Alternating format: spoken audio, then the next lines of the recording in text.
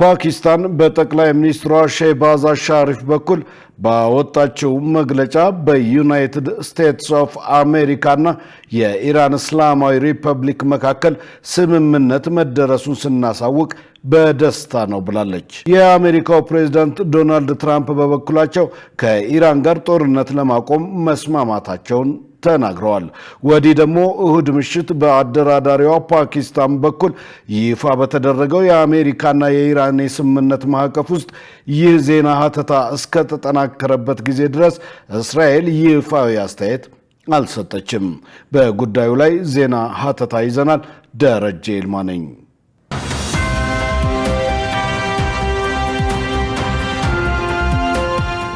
የፓኪስታን ጠቅላይ ሚኒስትር ሼህባዝ ሻሪፍ በመግለጫቸው ኢራንና አሜሪካ በሁሉም ግንባሮች ሊባኖስን ጨምሮ ቋሚ የሆነ ወታደራዊ ዘመቻዎችን ለማቋረጥ መስማማታቸውን ገልጸዋል።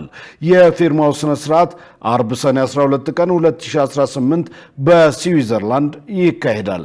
ጠቅላይ ሚኒስትር ሻሪፍ ሁለቱ ሀገራት ጦርነቱን ለማቆም ዲፕሎማሲያዊ መንገድ በመምረጥ ላሳዩት ቁርጠኝነት እናመሰግናለን ብለዋል። ለድርድሩ አስተዋጽኦ አድርገዋል ያላቸውን ኳታርን፣ ሳውዲ አረቢያን እንዲሁም ቱርክን አመስግነዋል። ከስምምነት ላይ በመደረሱ በዚህ ሳምንት ተከታታይ ስብሰባ እናዘጋጃለን። ይህ የቅድመ ትግበራ ውይይት ዝርዝር ነገሮችን ለመነጋገርና ለይፋዊ የፊርማ ስነ ስርዓት መሰረት የሚጥል ይሆናል ብለዋል። በሌላ በኩል ኢራን በምክትል የውጭ ጉዳይ ሚኒስትሯ ካዘም ጋሪ ባባዲ በኩል ሁለቱ ሀገራት ተኩስ ለማቆምና ግጭቶችን ለማቋረጥ ከስምምነት ላይ መድረሳቸውን ጠቁመው በቀጣይ አርብ ዕለትም እንደሚፈራረሙ አረጋግጠዋል። ከአሁን ጀምሮ ሊባኖስን ጨምሮ በሁሉም ግንባሮች የሚደረጉ ወታደራዊ ዘመቻዎች እንደሚቆሙ ለሀገር ውስጥ መገናኛ ብዙሃን የነገሩት ጋሪ ባባዲ አሜሪካ ወደ ኢራን ወደቦች በሚደረገው እንቅስቃሴ ላይ የጣለችውን እገዳም እንደምታነሳ አስታውቀዋል።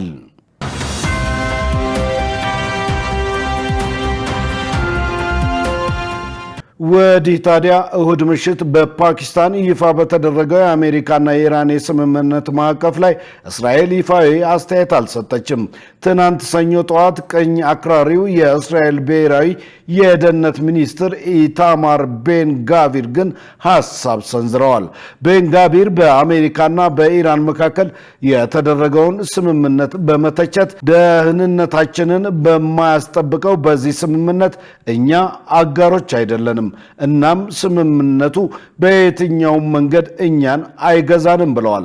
እስራኤል ሂዝቦላህን ከመበታተን ያነሰ ነገር መቀበል የለባትም ያሉት ሚኒስትሩ በሊባኖሱ ታጣቂ ቡድን ላይ የሚወሰደው እርምጃ እንዲቀጥል ጠይቀዋል። እያንዳንዱ ከእስራኤል ወደ ሊባኖስ የሚጓዝ ድሮን፣ ሰው አልባ በራሪ ወይም ሚሳኤል በዳህያ ጥቃት ይፈጽማል ሲሉም አክለዋል። ቤን ጋቪር የራሳቸውን መንግስት በተደጋጋሚ የሚተቹ ሲሆን በዩናይትድ ኪንግደምና በሌሎች ሀገራት በፍልስጤም ማህበረሰብ ላይ ተደጋጋሚ የግጭት ቅስቀሳ በማድረጋቸው ማዕቀብ የተጣለባቸው ሰው ናቸው።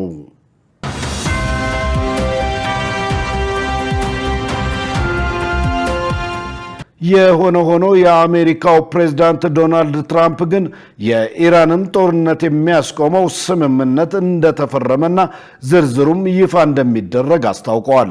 የስምምነቱ ዝርዝር ይፋ ይደረጋል ተብሎ እየተጠበቀ ሲሆን ይፋዊ ፊርማ የማኖሩ ስነ ስርዓት የፊታችን አርብ በጄኔቫ የሚከናወን ይሆናል። ትራምፕ በሰጡት ድምዳሜ ከእስላማዊ ሪፐብሊክ ጋር እያደረግን የነበረው የስምምነት ሂደት አሁን ተሟልቷል ሲሉ በትሩዝ ማህበራዊ ድረገጻቸው ላይ አስፍረዋል። ትራምፕ ስምምነቱን ተከትሎ የአሜሪካ ባህር ኃይል ዘግቶት የነበረውን የኢራን ወደብ እንዲከፍት ያዘዙ ሲሆን መርከቦችም ያለምንም ክፍያ በወሽመጡ ማቋረጥ እንደሚጀምሩ ተናግረዋል። የዓለም መርከቦች አሁን ሞተራችሁን አንቀሳቅሱ፣ ነዳጅም መፍሰሱን ይቀጥላል። ዶናልድ ጄ ትራምፕ ይህን ይበሉ እንጂ የእስራኤል ጠቅላይ ሚኒስትር ቤንያሚን ኔታንያሁ ትግሉ አላከተመም ሲሉ በስምምነቱ መካከል ቀሪ የቤት ስራ መኖሩን አመልክተዋል። ኔታንያሁ ሀገራቸው አሁንም በተጠንቀቅ እንደቆመችና በደቡብ ሊባኖስ ከውጊያ ነፃ የሆነ ቀጣና እንደሚኖራት ገልጸዋል። እስራኤልን ገሸሽ ያደረገ ነው በተባለው በዚህ ስምምነት መሰረት በሊባኖስ የሚካሄደው ወታደራዊ ዘመቻ መቆም እንዳለበት የተመለከተ ቢሆንም የእስራኤል ወቅታዊ አቋም ስጋት መፍጠሩ አልቀረም። ይህን ተከትሎ የሊባኖስ ባለስልጣናት ተፈናቃዮች የአካባቢው ደህንነት ሳይረጋገጥ እንዳይመለሱ አሳስበዋል። ብዙዎች ግን ወደ ቤታቸው እየተመለሱ ነው።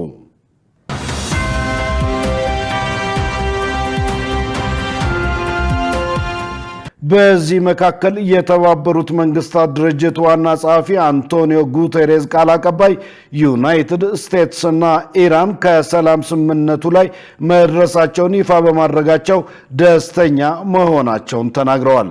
ዩናይትድ ኪንግደም፣ ፈረንሳይ፣ ጀርመንና ጣሊያ ከስምምነቱ በኋላ በጋራ ባወጡት መግለጫ አሜሪካንና ኢራንን እንዲሁም በድርድሩ ውስጥ የተሳተፉትን በሙሉ እንኳን ደስ አላችሁ ብለዋል። ይህ ቀጠናዊ መረጋጋት ለማምጣትና የዓለም ምጣኔ ሀብት ለማረጋጋት ጥሩ እድል ነው ብለዋል። ስምምነቱ በፍጥነትና በተሟላ መልኩ ተግባራዊ እንዲሆን ጥሪ ያቀረቡት ሀገራቱ የሆርሙዝ ወሽመጥ ያለምንም ቅድመ ሁኔታና ያለ ገደብ እንዲከፈት ጠይቀዋል። ይህ በእንዲህ እንዳለ አሜሪካና ኢራን በተስማሙበት የመግባቢያ ሰነድ መሰረት በሆርሙዝ ወሽመጥ በኩል የሚተላለፉ መርከቦች ኪራይ መክፈል እንደማይጠበቅባቸው የአሜሪካው ምክትል ፕሬዝዳንት ጄዲ ቫንስ ገልጸዋል። ምክትል ፕሬዝዳንቱ ከሲኤንቢሲ ቴሌቪዥን ጋር ባደረጉት ቃለ ምልልስ የሆርሙዝ ወሽመጥ ለረጅም ጊዜ ከክፍያ ነፃ ይሆናል ብለን እንጠብቃለን ብለዋል። ጦርነቱ መነሳቱን ተከትሎ ኢራን በሆርሙዝ ወሽመጥ ለሚያልፉ መርከቦች የክፍያ ስርዓት ዘርግታ ቆይታለች። አሁን ከአሜሪካ ጋር በተደረሰው ስምምነት አማካኝነት በሆርሙዝ ወሽመጥ በኩል ያለ ክፍያ የማለፍ ጉዳይ ጊዜያዊ ሊሆን እንደሚችል የተናገሩት ጄዲ ቫንስ ዘላቂ መፍትሄ ለማግኘት ከኢራን ጋር መወያየት እንደሚቀጥሉ አስረድተዋል። ክፍያውን ማስቀረት በቴክኒክ ድርድር ወቅት የምናነሳው ጉዳይ ሲሆን አብረን በጠረጴዛ ዙሪያ ተቀምጠን የምንወያይባቸው በጣም ጠቃሚ ነጥቦች ይኖራሉ ነው ያሉት።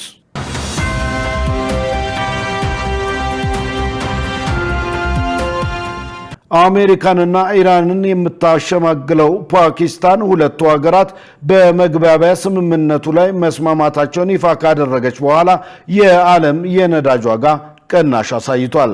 ትናንት የብሬንት ድፍድፍ ነዳጅ ዘይት በ4.3 በመቶ ቀንሶ በበርሜል 83.55 ዶላር ተሽጧል።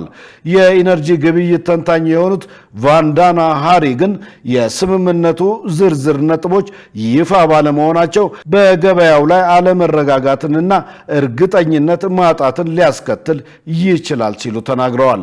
የሆርሙዝ ወሽመጥ ሙሉ በሙሉ የተዘጋው አሜሪካና እስራኤል በቴህራን ላይ የካቲት 21 2018 ዓ.ም ጥቃት መፈጸማቸውን ተከትሎ ነበር። ከግጭቱ በፊት ብሬንት ድፍድፍ ነዳጅ ዘይት በበርሜል $7 ሲሸጥ ነበር። ጦርነቱ በተቀሰቀሰ በጥቂት ቀናት ውስጥ ይህ ዋጋ ወደ $120 ከፍ ብሎ ነበር። ያም ሆነ በሚወስኑት ውሳኔ መካከል ሐሳባቸው የሚዋዥቀው ዶናልድ ትራምፕ ቀልባቸው እስካልተሰበሰበና ባላንጣዎቻቸውም አቅል እስካልገዙ ድረስ የዓለም ሕዝብ በኢኮኖሚ ድቀትና በኑሮ ውድነት ሲባክን መክረሙ አይቀሬ ነው የሚሉ ወገኖች ብዙ ናቸው።